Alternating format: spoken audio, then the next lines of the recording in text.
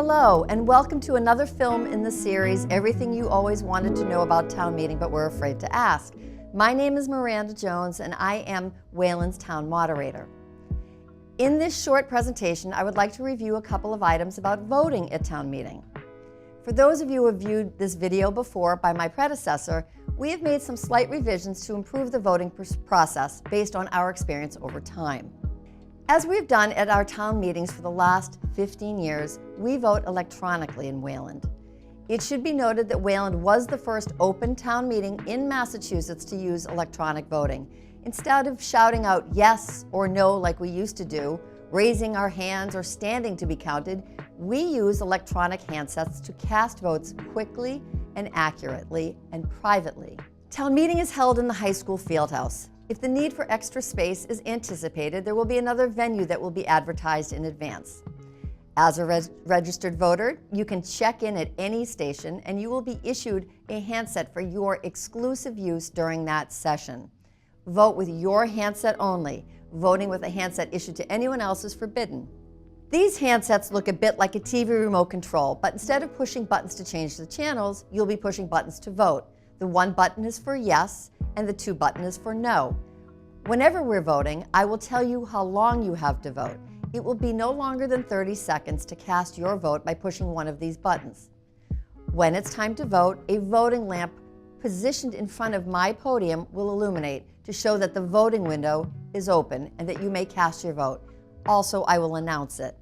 When the voting lamp ceases to illuminate, the voting window is closed and no more votes can be taken. Your vote will be displayed on your handset screen and wirelessly transmitted to a computer that counts votes and displays results for the moderator to announce.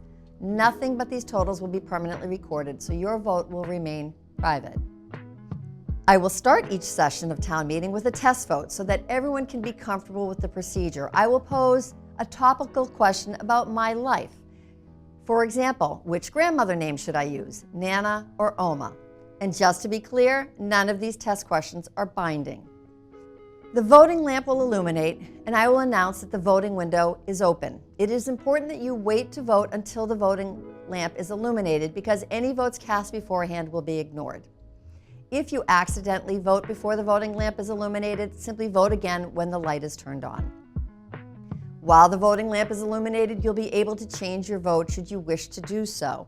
The system counts only the last button you push while the voting lamp is illuminated. Remember, 1 for yes and 2 for no. After the voting lamp ceases to be illuminated, I will announce that the voting window has closed. Your handset will display your final vote, and shortly thereafter, I will announce the results. With the exception of ceremonial votes, every vote taken throughout each town session of town meeting will be conducted using electronic voting. If you don't want to participate in a particular vote, often called abstaining, don't push any buttons while the voting lamp is illuminated. If you accidentally push your handset's 1 button or 2 button while the voting lamp is illuminated, you can always clear your vote by pushing the number 3 button. Every handset will be tested before each session of town meeting, so the probability of a handset failing is very low. However, if you voted while the voting lamp was illuminated but your handset does not display your final vote, wave your hand to get my attention and go to the electronic voting help desk in the middle of the field house. The result will not be finalized until every voter's vote has been collected. If you are physically unable to go to the help desk, please wave your hand and I will have someone come to you from the help desk. If necessary, you will be given a paper ballot so that you may still cast a private vote. All paper ballots will be collected, given to the moderator, and counted by the moderator and the clerk together. If you inadvertently turn off your handset by pushing the power button in its lower right corner, just simply push this button again to turn your handset back on. While the voting lamp is illuminated, pushing any of your handset's other buttons will not change your vote, but for peace of mind, your handset will encourage you to re-vote. If you need to visit the restroom, either take your handset with you or leave it with the exit staff. Please do not leave your handset on your chair or give it to another person. When you leave the field house, either during a session or at the close of town meeting, please return your handset to the exit desk staff. There will be a box by the exit door. If you forget to turn in your handset, we'll give you a call the next day and ask you to return it. If you're physically unable for any reason or do not wish to use a handset to vote, inform the person who checks you in, and you'll be seated in an area where you will be given paper votes. They will be manually picked up by the tellers. If you're wondering how much radio energy is used by a handset to convey your vote wirelessly, it uses half the power of a typical mobile phone and transmits for only a brief instant after you vote by pushing the 1 button or the 2 button, using the same frequencies as Wi-Fi wireless internet access. Electronic voting is one of the results of the ongoing efforts to improve Wayland's town meeting.